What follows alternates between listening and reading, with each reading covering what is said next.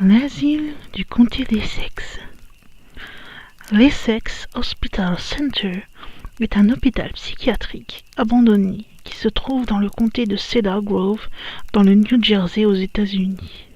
En 1896, le comté achète 325 acres de terrain pour construire un asile.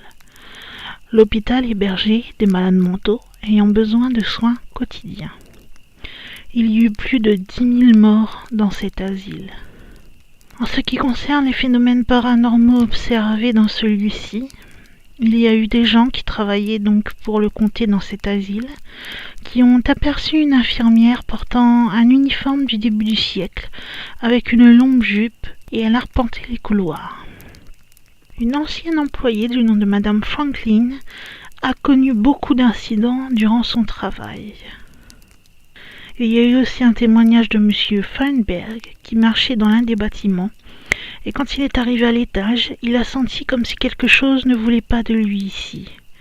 C'est alors qu'en arrivant devant une chambre, presque au bout du couloir dont la porte était fermée, lorsqu'il ouvrit la porte, il sentit un courant d'air froid le traverser.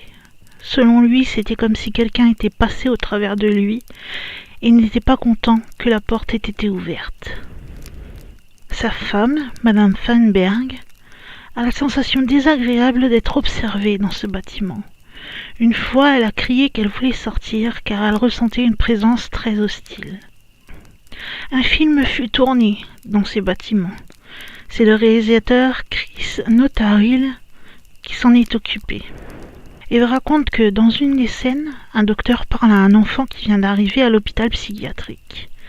À un moment, comme le garçon ne répond pas, le docteur doit lui dire « Allô ». Et bizarrement, en revoyant et réécoutant la scène, on se rend compte que quelqu'un répète ce « Allô » alors que personne dans la pièce n'a parlé à ce moment-là.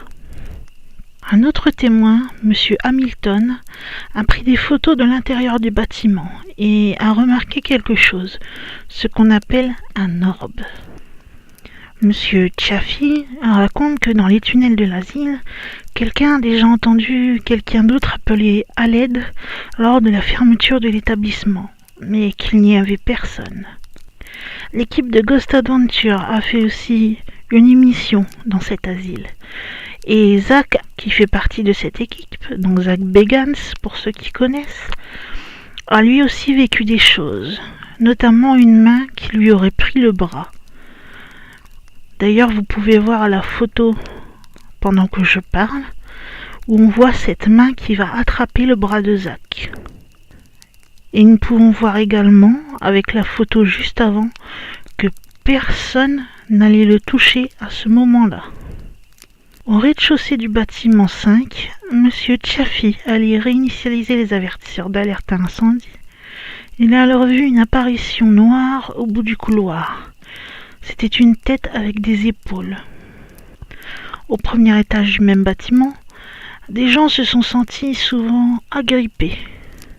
En ce qui concerne les tunnels, une lumière bleue clignotante est visible alors qu'il n'y a aucune source de gaz dans les tunnels. Et comme souvent, dans les lieux hantés, des voix sont souvent entendues partout dans le bâtiment.